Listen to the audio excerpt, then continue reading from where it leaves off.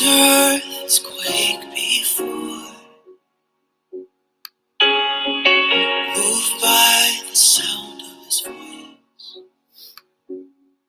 and seas that are shaken and stirred can be calmed and broken from miry war. Through it all, my eyes are on you. Yes. Through it all, it is well. And through it all, my eyes are on you. It is well with me. Today, y'all, we're going to talk about facing changes, discovering how God can use you even during the times that seem so bad. He can use you for His good. Good morning, good morning, good morning.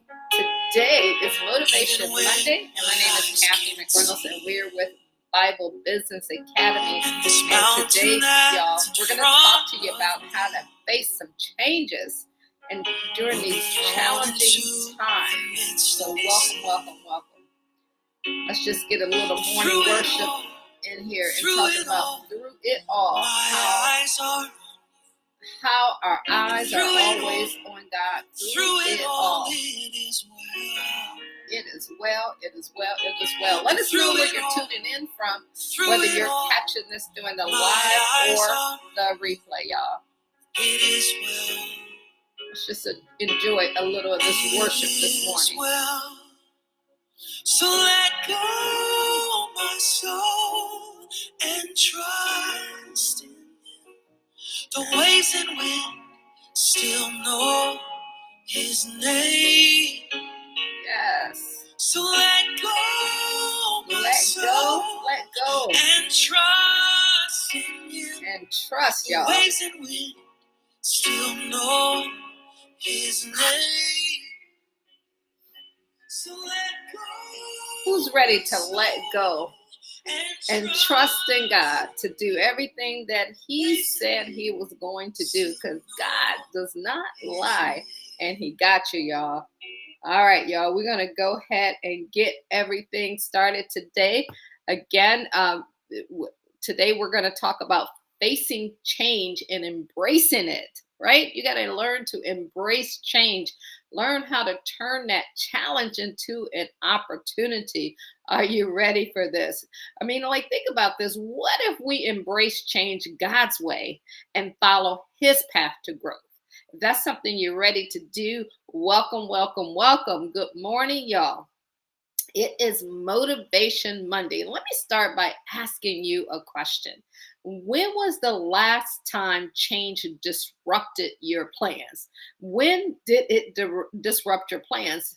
Maybe it came through a business loss. Maybe it was a job loss. Maybe it was an unexpected expense, unexpected death, or even a shift in the current business that you have. When you think about change, it can be so uncomfortable. It can make us question everything. It can make us question everything. It can make us question our abilities. It can make us question the direction. And sometimes, y'all, it could even make us question God's plans for us. If you can relate to that, drop it in the comments. But what if I told you that change is not something that you want to fear? It is something that God can use to prepare you. He can prepare you for breakthrough. He can prepare you for greatness. And that's the exciting part. So today, I'm going to show you how to embrace change with confidence. I want to show you how to turn your challenges into opportunities. You got confidence and you got challenges, and you turn them into the opportunities, and then how to be able to align that with the business and the life that God has and the purpose that He has for you. So let's start with the story of Joseph. I want you to think on Joseph's journey. He went from the pit to the palace to prison and then back.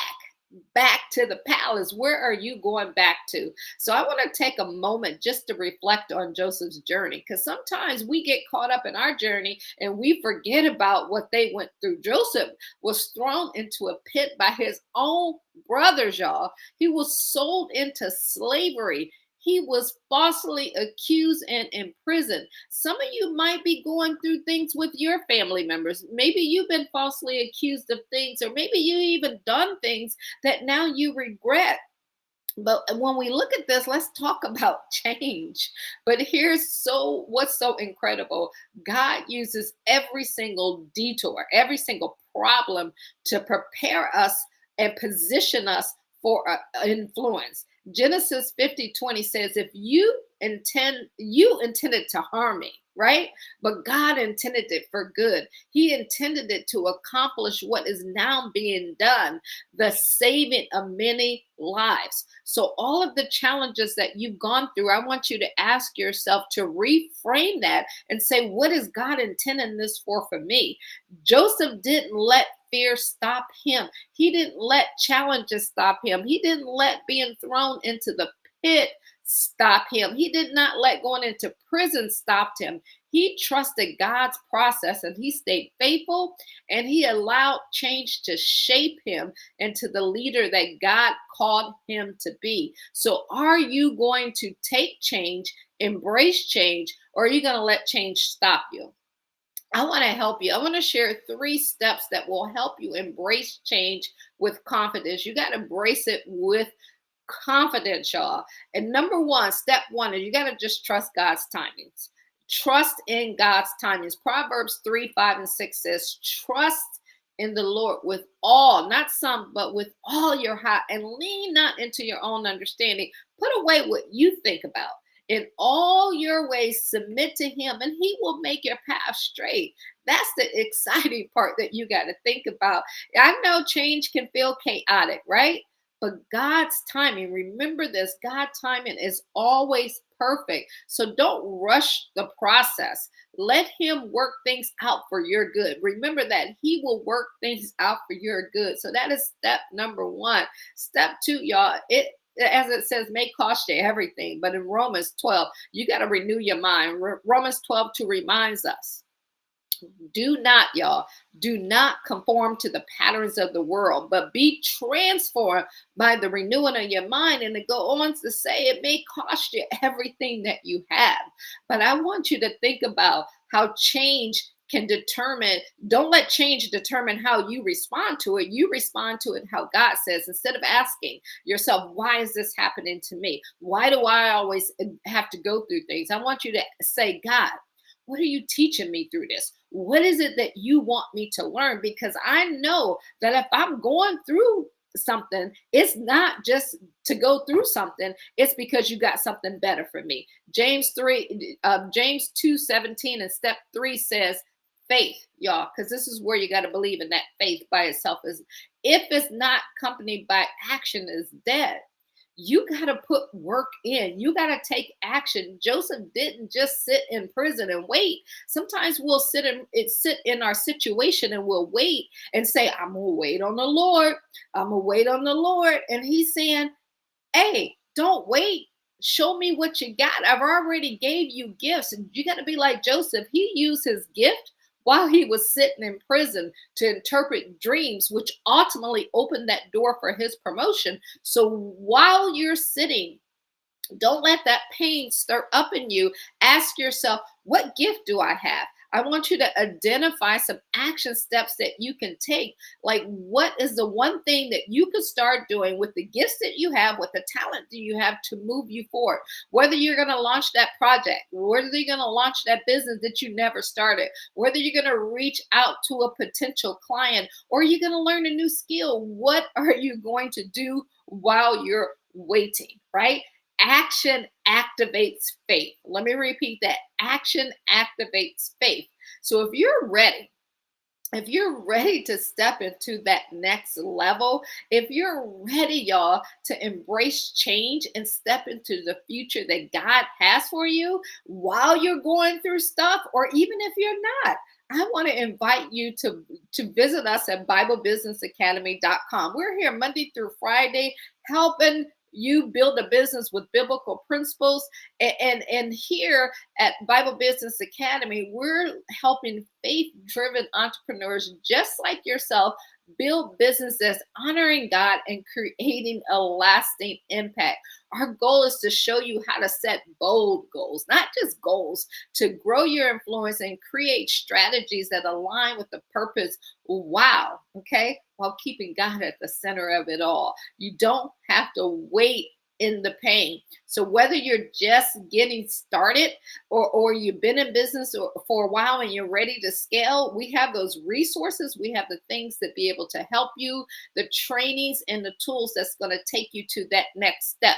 Just like Joseph said in that prison, it's time for you to take action. You can go to BibleBusinessAcademy.com and start building a business that reflects your faith and fuels your purpose.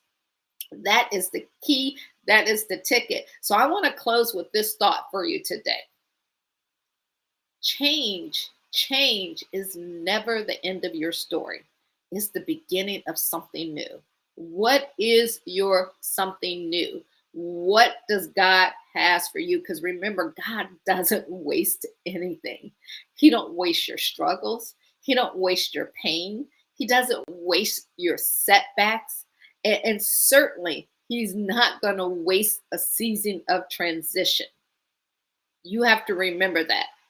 Think about Joseph, just like Joseph, what others may have meant for your harm, even what you may have meant for your harm, God is already there working it out for your good. So I want you to take some time today to reflect on Genesis 50 and 20. And this week, next week, and remember, when you face challenges, face it differently, face it with courage. I want you to trust in God's timing. Make it a chance to renew your mind, and most importantly, take action in your faith. Take action in your faith, and always remember, y'all, God's plans are bigger than your fears. Let me repeat that. His plans are bigger than your fears. So let's make this week the week where you embrace change and move boldly toward the future that God has already prepared for you. He got this for you. You just got to make those decisions, take those 3 steps that I gave you today, and let it transform and renew your mind. And when you face change, this time around, it's going to be completely different because you're ready and you're prepared. I hope this brought you value. Again, my name is Cathy McReynolds. If you got value, let us know. And don't forget to share and like and let us know how we can help you. And go to BibleBusinessAcademy.com. Appreciate you guys. See you tomorrow at 9 o'clock. All right. Have a great and wonderful day. We will